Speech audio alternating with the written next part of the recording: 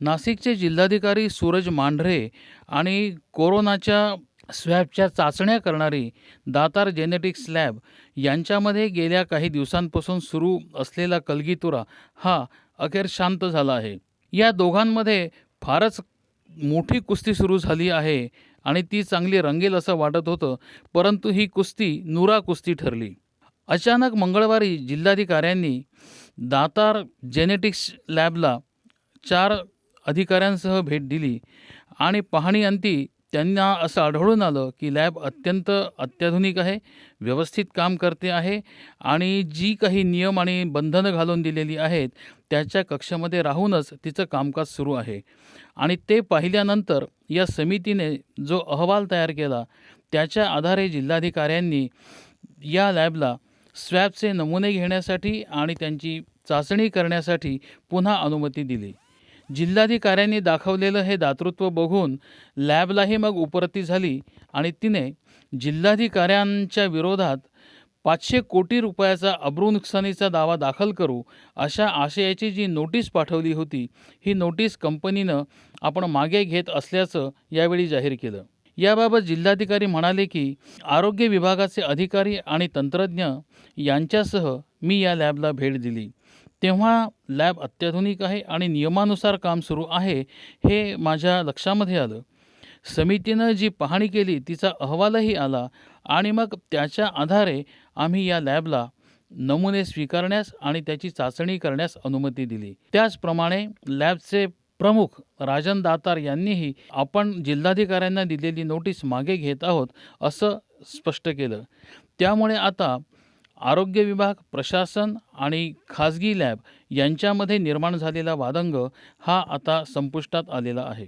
परंतु अब्रू नुकसानी, तिचं स्वरूप, तिच्याबद्दलच्या असलेल्या कायदेशीर तरतुदी या संदर्भात वेदच्या स्टुडिओमध्ये प्रख्यात विधिज्ञ नंदकिशोरजी भुतडा यांनी अत्यंत मोलाचं असं मार्गदर्शन केलं आणि विविध विषयांवर आपली मतं प्रदर्शित केली.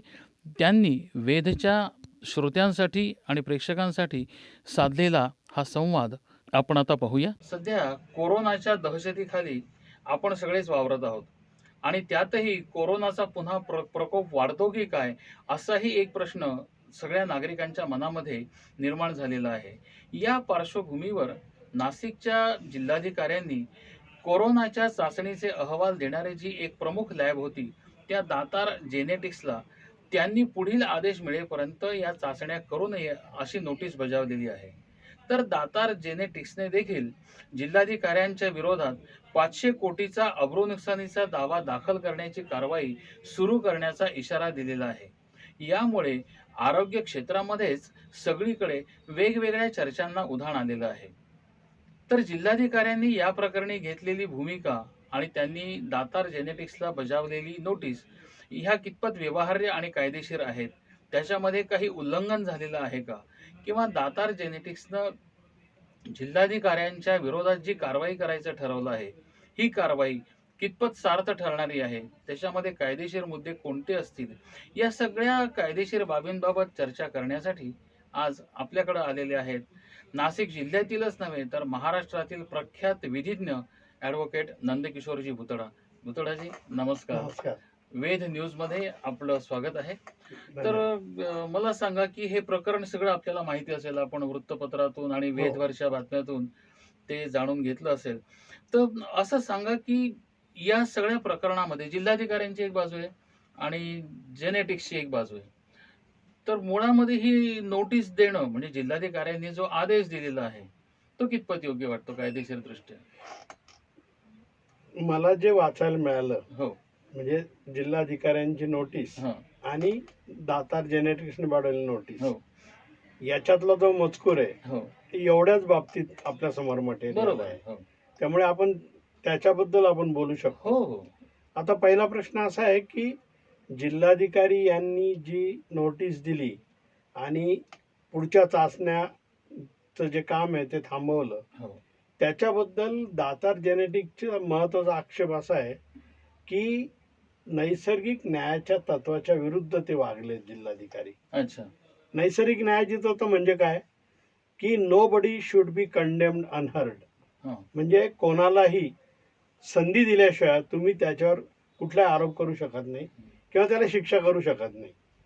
दातार जेनेटिक्सचं म्हणणं असं आहे की आम्हाला याबाबत कोणत्याही प्रकारे शोकॉज नोटीस दिली नाही, कारणे दाखवा नोटीस दिली नाही आणि एकदम त्यांनी आम्हाला नोटीस पाठवली हो. की तुम्ही चाचण्या बंद कराव्या. हं. त्यातला दुसरा भाग असा आहे की त्यांनी असं म्हटलंय की आम्ही जे रिपोर्ट दिले हो. ते रिपोर्ट पुन्हा हं. तपासण्यासाठी तुमच्याकडे काय मटेरियल आहे हो. असं दातारने विचारलंय हं. जिल्हाधिकाऱ्यांना. हो. कारण आपण एक सॅम्पल घेतो, हं.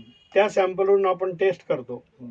आता ती जी टेस्ट आहे असलेल्या सॅम्पलमधून हो. ती बरोबर आहे की नाही हं. याची जर खात्री करायची असेल तर तोच सॅम्पल आपल्याला परत लागेल हो, सेकंड टेस्टसाठी. सेकंड टेस्टसाठी. कारण तुम्ही समजा एका माणसाचा रिपोर्ट घेतला समजा एक 15 दिवसापूर्वी हं. आणि आज त्याचा परत रिपोर्ट घेतला, त्याला तो पॉझिटिव्ह असू शकतो, आज निगेटिव्ह असू शकतो. बरोबर आहे. त्यामुळे त्यांचं म्हणणं काय आहे की तुम्ही कोणत्या आधारावर असं म्हटलं की आम्ही चुकीचे रिपोर्ट दिले. हो. त्यामुळे जो सॅम्पल हं. त्यांनी घेतला हो. टेस्टसाठी तोच सॅम्पल जर वापरून तुम्ही दुसरी टेस्ट केली परत हो. तर त्याच्यामधून निष्पन्न होऊ शकतं, फरक जाणू शकतो. हं. पण त्यासाठी फार काळ गेला तर उपयोगाचं नाही. बरोबर आहे. म्हणजे समजा काल टेस्ट झाली आहे आणि 2-4 दिवसामध्ये जर परत ती टेस्ट केली हो. तर कदाचित दोघांमध्ये तुलना होऊ शकते. हं. त्यामुळे त्यांचं असं म्हणणं आहे की तुम्ही कोणत्या आधारावर हो. हे असं आरोप करताय की तुमचे रिपोर्ट चुकीचे होते, बरोबर. मतलब निगेटिव्ह असताना तुम्ही पॉझिटिव्हचे रिपोर्ट दिले. हं. त्यानंतर दातारचं आणखी असं म्हणणं आहे की आम्ही कोरोनाच्या काळामध्ये सरकारला खूप मदत केली. बरोबर आहे. हो. त्यांनी तो सर्व तपशील दिलाय, हो. त्याच्याशी आपल्याला काही संबंध नाही. पण त्यांचं असं म्हणणं आहे की तुम्ही या सर्व गोष्टी विसरून आम्हाला एकदम ही नोटीस देऊन टाकली बरोबर. आणि आमचं सगळं काम थांबवलं. हं. ते इलिगल आहे. हां. म्हणून तुम्ही तुमची नोटीस मागे घ्या, हं. नाही तर आम्ही तुम्हाला तुमच्या विरुद्ध बदनामीचा खटला दाखल करू. हो. आणि त्यांनी 500 कोटीची मागणी केली आहे. हो. आता आपण बदनामी या विषयाकडे येऊ. हो. बदनामी म्हणजे त्याला इंग्लिशमध्ये डिफॉर्मेशन म्हणतात. बरोबर. डिफॉर्मेशन मध्ये कुठल्याही नागरिकाला 2 प्रकारचे उपाय म्हणजे रेमेडीज असतात. हो. एक सिव्हिल आणि क्रिमिनल. क्रिमिनल. म्हणजे दिवाणी स्वरूपाची आणि फौजदारी स्वरूपाची. दिवाणी स्वरूपाचा दावा करता येतो, त्याच्यामध्ये नुकसान भरपाई मागता येते. हो. आणि फौजदारी स्वरूपाच्या कारवाईमध्ये त्या आरोपीला शिक्षा व्हावी हं. अशी 2 वर्षाची शिक्षेची त्याच्यामध्ये तरतूद आहे. तरतूद. त्याच्यासाठी सेक्शन 499 आणि 500 इंडियन पिनल कोड हो. याच्यामध्ये ती प्रोव्हिजन आहे. हो. तर ह्या दोन्ही याच्यामध्ये मात्र जो पुराव्याचा भाग आहे हो. तो जवळपास सारखा आहे. अच्छा. म्हणजे बदनामी कशी प्रूव्ह करायची, हं. बदनामी झाली की नाही झाली. हो.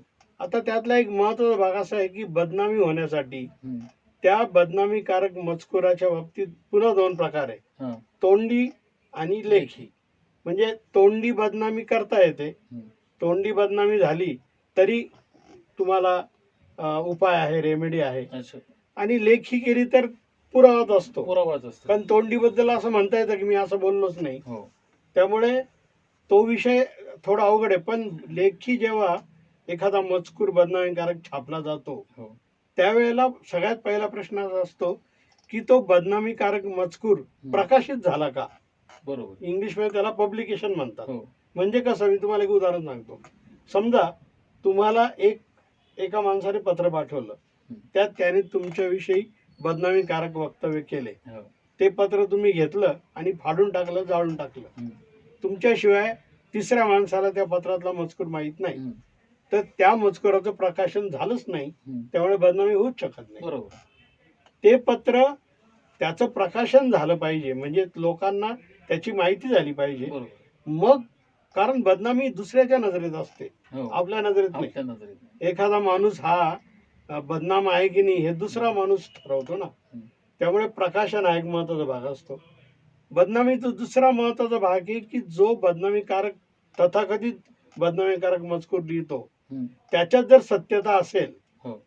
जसं तुम्ही पत्रकार आहात हं. आणि तुम्ही एक लेख छापला हं. एका माणसाच्या विरुद्ध हं. आणि तुम्ही त्यात सत्य गोष्टी लिहिल्या, हो. तर सत्य गोष्टी लिहिणं हं. याने बदनामी होते का, बरोबर. तर नाही होणार. पत्रकार जे आहे विशेषतः जे अं, जे पब्लिक पर्पजसाठी लिहितात, हम्म. सामाजिक गोष्टीसाठी लिहितात हो. आणि सामाजिक दृष्ट्या ज्या गोष्टी चुकीच्या होत आहेत त्याच्यावर ते झोड टाकतात, हम्म. त्या केसमध्ये ती बदनामी होईल असं नाही. हम्म. फक्त त्या मजकुरामध्ये त्यांनी किती संयम बाळगलाय ते महत्वाचं की आहे. त्याने त्याचा अधिकार जो आहे तो एक्सिड केला, म्हणजे अधिकाराचा जास्त वापर केला, लक्ष्मण रेषा ओलांडली हा, थोडक्यात. तर मग मात्र ती बदनामी होऊ शकते. हम्म. त्यामुळे बदनामीच्या प्रकरणामध्ये अनेक गोष्टी असतात, जसं मी सत्यता सांगितली. हो. दुसरं की ॲब्सोल्यूट प्रिव्हिलेज हम्म. म्हणजे पूर्ण सुरक्षित अधिकार, हम्म. जसा पत्रकारांना आहे, विधानसभेला आहे, विधानसभेला आहे, कोर्टाला की आहे. तुम्ही काही ज्या वाईट गोष्टी घडल्या आहेत त्या गोष्टीबद्दल तुम्ही भाष्य करणं हम्म.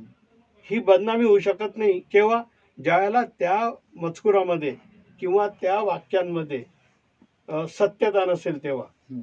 म्हणजे असत्य विधान हे बदनामीकारक गोष्टीसाठी आवश्यक आहे.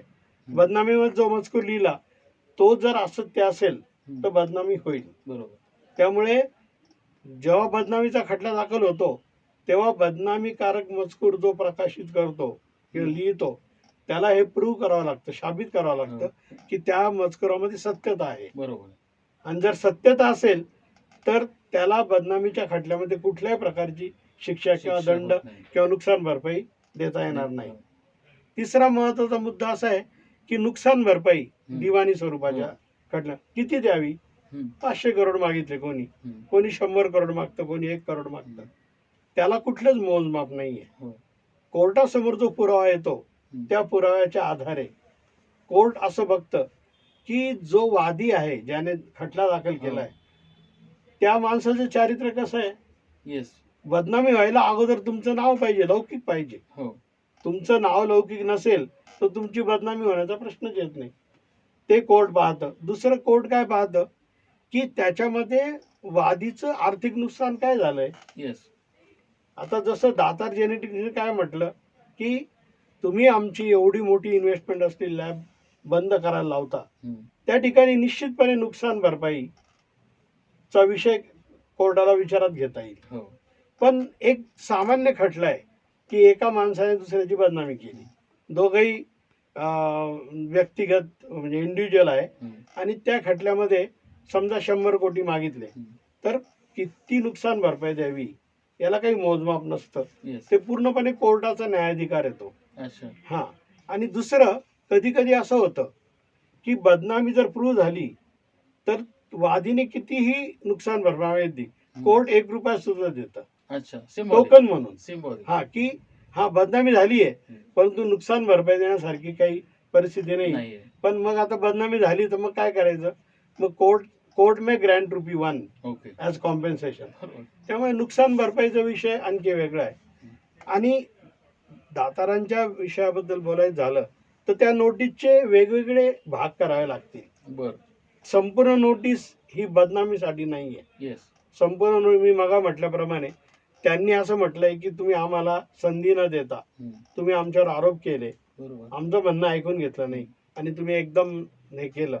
आता दातारांच्या मॅटरमध्ये प्रकाशन झालं का. झालं, कारण सगळीकडे बातम्या आल्या, जिल्हाधिकाऱ्यांनी त्यांचे निवेदन प्रसिद्ध केले वर्तमानपत्रात, त्यामुळे प्रकाशन झालं. म्हणजे प्रकाशन झालं की नाही हा एक महत्वाचा पार्ट असतो बदनामीच्या खटल्यामध्ये. आता प्रकाशन झालंय, आता दातारांनी जर दावा केला तर आता हा प्रश्न येतच नाही. त्यांनी जर दावा केला तर मग मात्र त्या दाव्यामध्ये जिल्हाधिकाऱ्यांना जे जे बचाव उपलब्ध आहे डिफेन्सेस ते हे एक सत्यता आहे, एक पब्लिक पॉलिसीसाठी, लोक समाज हितासाठी आम्ही असं केलं. कारण त्यांचं असं म्हणणं आहे जिल्हाधिकाऱ्यांचं की निगेटिव्ह असताना पॉझिटिव्हचा रिपोर्ट दिल्यामुळे त्या घरामध्ये किती भयानक परिस्थिती होते, सगळ्यांची मानसिक स्थिती बिघडते आणि लोक घाबरून जातात. त्यामुळे उद्या जिल्हाधिकारी म्हणू शकतात की आम्ही हे समाज स्वास्थ्यासाठी आम्ही हे केलं, आमच्या मनामध्ये कुठलाही आकस नाही त्यांच्या विरुद्ध कारवाई करण्याचा. आता याच्यात 2 मुद्दे आहेत सरजी. पहिला मुद्दा असा की आपण जेव्हा हा कायदा झाला तेव्हा प्रिंट हे एकमेव मीडिया होतं आणि काही प्रमाणात आकाशवाणी होतं. परंतु आता सोशल मीडिया झालेलं आहे, आता इंटरनेट आलेलं आहे. तर मग त्याच्यावर केलेली किंवा त्याच्या मार्फत केलेली बदनामी ती पण याच्यामध्ये येते. हो.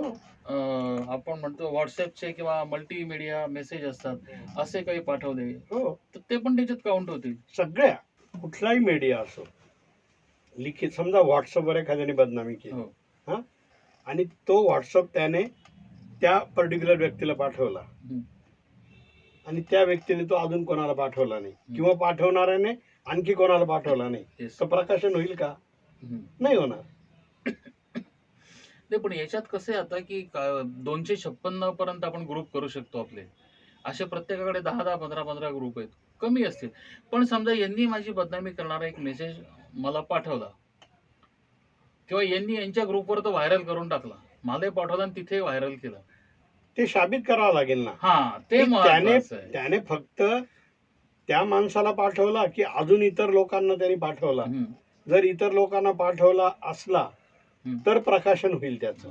आता याच्यात अनेकदा कसं होतं की मला काहीच माहित नाही, यांनी मला एक मेसेज पाठवला ज्याच्या संदर्भात आहे, माझं त्याच्याशी काही घेणं देणं नाही, पण मला तो वाटला मी आणखीन माझ्या 100 हो. लोकांना पाठवला तर मी पण कल्प्रिट आहे. ते प्रकाशन नाही, कल्प्रिट आहात की यांनी नाही? केला मेसेज आणि यांनी मला पाठवला, मी फक्त फॉरवर्ड केला, हो. मी तो- त्याच्यात काही टाकलेलं नाही नाही नाही, माझं. तुम्ही त्याच्यामध्ये दोषी आहात की नाही हम्म. हा विषय वेगळा, आज आपल्या हो. विषयामध्ये नाही तो. परंतु लेखी स्वरूपाचा मजकूर हम्म. कुठलाही, हम्म. मग तो सोशल मीडियावर असो, इंटरनेटवर असो, हो. अजून कुठे असो, हम्म. त्याच्यामध्ये फेसबुकवर असो हो. किंवा अजून तुमचं ट्विटर असेल, Yes. सगळ्या ह्याच्यामध्ये बदनामी लागू पडते. हम्म. हा. आता दुसरा मुद्दा असा आहे की आमची एक माहिती आहे, कदाचित ती चुकीची किंवा अर्धवटही असू शकते, की बदनामीची जेव्हा तुम्ही केस दाखल करतात तर त्याच्यामध्ये 10% म्हणजे जे तुम्ही क्लेम केले त्याच्या 10% कोर्टात भरावे लागतात. नाही, तसं नाही. सिव्हिल दावा जर केला ना तर तुम्हाला कोर्ट फी स्टॅम्प लागतो. ओके. कोर्ट फी स्टॅम्पचं एक टेबल असतं अच्छा. की इतक्या रुपयाला इतका कोर्ट फी स्टॅम्प द्यावा. ओके. ते पैसे नाही भरावे लागत, कोर्ट फी विकत घेऊन बरोबर. तो दाव्याला जोडावा लागतो. हो. पण फौजदारी केसमध्ये फक्त 10 रुपयाचा स्टॅम्प असतो, अच्छा. तिथे जास्त लागत नाही. त्यामुळे तशी ती परिस्थिती नाहीये. नाही त्या ठिकाणी, कारण की एका केसमध्ये मी असं ऐकलं की त्या एका अर्जदाराने 20 कोटीचा दावा दाखल केला एका वृत्तपत्राविरुद्ध आणि कोर्टाने सांगितलं की यांनी अमुक अमुक एक रक्कम भरली आहे की नाही कायद्यानुसार हा. आवश्यक आहे ते कोर्टाचं डिस्क्रेशन आहे. ती नसेल भरली तर आम्ही याचा कॉग्निजन्स घेत नाही. हा, ते कोर्टाचं डिस्क्रेशन आहे. कोर्टाला अगोदर ऑर्डर पास करावी लागेल अच्छा. की तुम्ही एवढे पैसे भरा, मग आम्ही तुमचा खटला विचारात घेऊ. म्हणजे तशी प्रोव्हिजन आहे काय? नाही, तो कोर्टाचा अधिकार आहे, तो म्हणजे कोर्ट तसं ठरवू शकतं. ठरू शकतो. ती स्टँडिंग ऑर्डर नाही की प्रत्येक नाही बाबतीत नाही असंच झालं नाही, नाही, पाहिजे. तो कायदा नाही किंवा नियम नाही. हा. पण कोर्टाला असं वाटलं की याच्यामध्ये हा विनाकारण एखाद्याला त्रास होत हा. असेल तर कोर्टाने त्यासाठी ऑर्डर जर केली हम्म. तर वादीला ते पैसे भरावे लागतील. नाही नाही, माझा प्रश्न असा आहे की क्लेम केलेली रक्कम आणि त्याच्या काही पर्सेंटेज मध्ये रक्कम कोर्टाकडे डिपॉझिट नाही. करावी लागते. नाही नाही, अजिबात नाही. असं काही नाही. नाही, अजिबात नाही. म्हणजे मग आता यांनी जे 500 कोटीचा दावा दाखल केला आहे तर यांना काय कोर्ट फी स्टॅम्प फी फक्त 3 लाख रुपये लागेल. 3 लाख रुपये. 3 लाख हा मॅक्झिमम कोर्ट फी स्टॅम्प आहे. अच्छा. तुम्ही त्याच्यावर किती मागा, 100 करोड मागा, 1,000, 10,000, ओके. किती मागा, हा. 3 लाख रुपये मॅक्झिमम कोर्ट फी स्टॅम्प आहे. आणि हा साधारणतः समजा खटला आपण म्हणतो हिअरिंगला येण्यासाठी आणि तो पूर्णपणे सुनावणी होण्यासाठी किती वर्षांचा कालावधी ते असतो? फक्त ज्योतिषीच सांगू शकतो. नाही, कारण कसं असतं की कलेक्टरांचा कालावधी हा साधारणतः 3 वर्षाचा असतो एका ठिकाणी. म्हणजे होईल कसं की कदाचित हा दावा सुनावणीला येईपर्यंत हे कलेक्टरही इथे नसतील. हा, पण त्यांना यावं लागेल ना. अच्छा. हा, यावं लागेल त्यांना साक्ष द्यायला. अच्छा. हा. त्यामुळे तो काही कोर्टासाठी महत्वाचा विषय नाही. हा. कसं आहे की एक पार्टी नेहमी लिटिगेशन लांबवण्यामध्ये इंटरेस्टेड असतो. हो. आता ज्याच्या विरुद्ध झालंय तो काही ना काही कारण काढून केस लांबवायचा लांबणीवर प्रयत्न टाकायचा करतो. प्रयत्न करतो. हो. तेव्हा ते किती लवकर होईल आणि किती उशीर होईल हम्म. याला काहीही सांगता येत नाही. पण आता तुमचा इतक्या वर्षाचा, मला वाटतं 4 ते 5 दशकांचा तुमचा अनुभव असेल वकिली करण्याचा, तर ते बघता काय होईल या खटल्यामध्ये असं वाटतं तुम्हाला? नाही, असं नाही. कोर्टाच्या समोर पुरावे आल्यानंतर हो. आणि बदनामीच्या केसमध्ये जे जे मुद्दे उपस्थित होतात हम्म. ते सगळे वादीने जर साबित केले हम्म. आणि प्रतिवादीने त्याचे बचाव साबित केले हो. तर त्याचा काय रिझल्ट येईल आज नाही सांगता येत. आज नाही सांगता. नाही, कधीच म्हणजे सांगता या येत नाही. खटल्याचं भवितव्य काय असेल हे आज कोणीच सांगू अजिबात शकत नाही. अजिबात नाही. तो पुराव्याचा विषय आहे तो. आणि याच्यामध्ये आउट ऑफ कोर्ट सेटलमेंटची काही शक्यता? ते तर कधी करता कधी येतं, करता कुठल्याही येतं. दाव्यात करता येतं. अच्छा. आपल्याकडे नाही, पण परदेशामध्ये ताबडतोब सेटलमेंटची एक चांगली सिस्टीम डेव्हलप झाली आहे. हा, बाहेरच्या बाहेर सेटल करून लगेच तो विषय संपून टाकतो. संपवून टाकायचं. बदनामीच्या खटल्यात तर नेहमी होतं असं, बर. किंवा इतर काही नुकसान भरपाईचे केसेस असल्यास हा. अमेरिकेमध्ये ताबडतोब सेटलमेंट होते. आता याच्यामध्ये त्या नोटीसमध्ये असं म्हटलेलं आहे की काही जे नमुने तुम्ही टेस्ट केलेत म्हणजे दातार लॅबने, त्याच्यात काही प्राण्यांचे नमुने होते, म्हणजे हा फारच सिरियस प्रकार आहे. तर असे जर हे मुद्दे यांनी त्या ठिकाणी प्रूव्ह केले तर खटल्याचं स्वरूपच बदलून जाईल मग. हो, प्रूव्ह करणं महत्वाचं हो ना, आहे, म्हणजे prove केल्यावरच. साबित होणं महत्वाचं आहे. अच्छा. आज कोणी नोटीसमध्ये एक गोष्ट म्हटली, उत्तरामध्ये दुसरी गोष्ट दुसऱ्याने म्हटली, हो, त्याला काही अर्थ नाही. आता बरोबर. कोर्टापुढे जे सत्य येईल हो. ते प्रत्यक्ष पुराव्यावर अवलंबून राहील ना. अच्छा. तोंडी आणि लेखी पुरावे जेव्हा कोर्टासमोर हजर होतील, हो. तेव्हा कलेक्टरच्या नोटीसमधलं प्रत्येक वाक्य त्यांना साबित करावं लागेल बर. की हे सत्य आहे. अच्छा. कारण त्यांच्यासाठी सत्य हा मोठा बचाव आहे. कारण त्यांनी एक दुसरं पत्र मला पाठवलेलं आहे, तर त्याच्यामध्ये त्यांनी असं दाखवलंय की ही खाजगी लॅब, ही दुसरी खाजगी लॅब आणि ही सरकारी लॅब, आणि तिथे नमुने आले किती, तपासले गेले किती, त्यांचं पॉझिटिव्हिटीचं प्रमाण किती होतं, हे सगळे त्यांनी त्याच्या डिटेल्स दिलेले आहेत. नाही, असतील, पण कसं आहे, तुम्ही जेव्हा स्पेसिफिकली एखाद्याच्या विरुद्ध आरोप करताना, हो.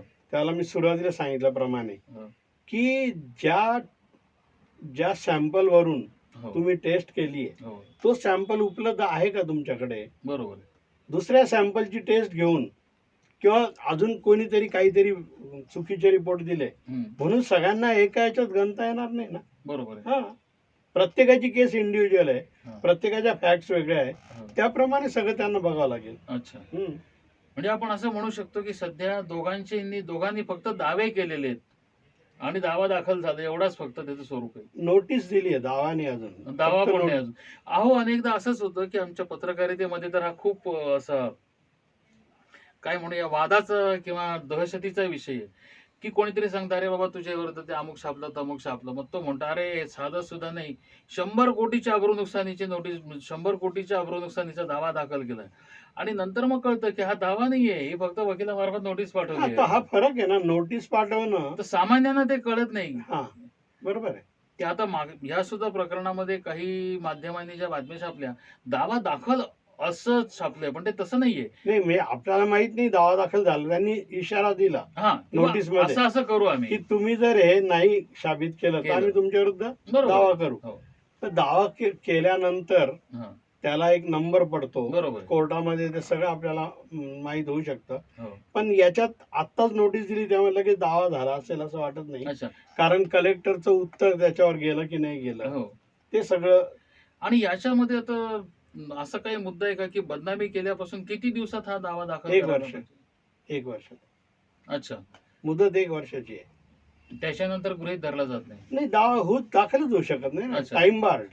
ओके. ओके. लिमिटेशन ऍक्ट आहे, त्या लिमिटेशन ऍक्ट मध्ये प्रत्येक दाव्याला मुदत काय आहे ते नमूद केलेलं आहे. ओके. त्यामुळे जेव्हा कोर्टासमोर दावा जाईल, हम्म. तो कोर्टाचा रजिस्ट्रार जेव्हा दावा चेक करतो, हो. तो पहिल्यांदा लिमिटेशनचा मुद्दा बघतो. येस. जर लिमिटेशनचा मुद्दा असेल तर ते घेणारच नाही, बरोबर आहे. रिजेक्ट करतील ते. म्हणजे आता आपण जे उदाहरण दिलं त्याचा एक किस्सा मला आठवतो की बाळासाहेब ठाकरेंच्या विरुद्ध विलासराव देशमुख सरकारने मुंबई बॉम्बस्फोट आणि त्यानंतरच्या दंगलीच्या काळामध्ये प्रक्षोभक भाषणे केलीत म्हणून गुन्हा दाखल केला होता. तर न्यायमूर्तींनी त्यांना सांगितलं की अहो हे झालंय कधी, 91, 92, 93, आणि तुम्ही दाखल कधी करताय 2000ला. तर त्यांनी तो खटलाच बरखास्त करून टाकला होतं ना. की आता कसली समाजामध्ये तेढ निर्माण होणार आहे, उलट तुम्ही या खटल्यामुळे ती उकरून काढाल. नाही, त्याचे वेगळे पैलू आहेत, पण अच्छा. लिमिटेशनचा जो विषय आहे ना, हा. तो कायद्यात नमूद केलेला आहे कुठल्या केससाठी किती लिमिटेशन आहे. ओके. त्या लिमिटेशन मध्ये जर दावा दाखल नाही झाला हम्म. तर कोर्ट ऍक्सेप्ट करणारच नाही तो. बरोबर. हा. तर याच्यावरून आपण असा निष्कर्ष काढू शकतो की सध्या जिल्हाधिकाऱ्यांनी त्यांची भूमिका मांडलेली आहे. जेनेटिक्सने त्यांची भूमिका मांडलेली आहे, परंतु प्रत्यक्षात कोर्टामध्ये दावा काय दाखल होतो, कधी होतो आणि दोन्ही पक्ष आपापलं म्हणणं किंवा भूमिका किती प्रमाणामध्ये पुराव्यासह साबित करू शकतात किंवा सिद्ध करू शकतात, त्याच्यावरती या खटल्याचं भवितव्य अवलंबून असेल.